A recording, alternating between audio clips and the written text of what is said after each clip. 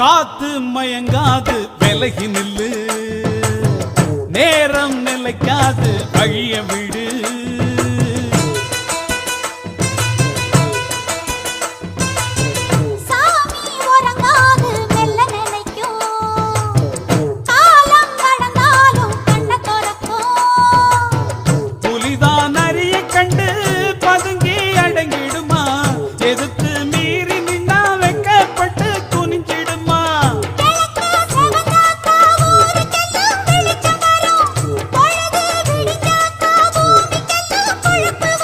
எரியும் நெருப்பு இப்பவும் எப்பவும் கையில் அடங்கிடுமா?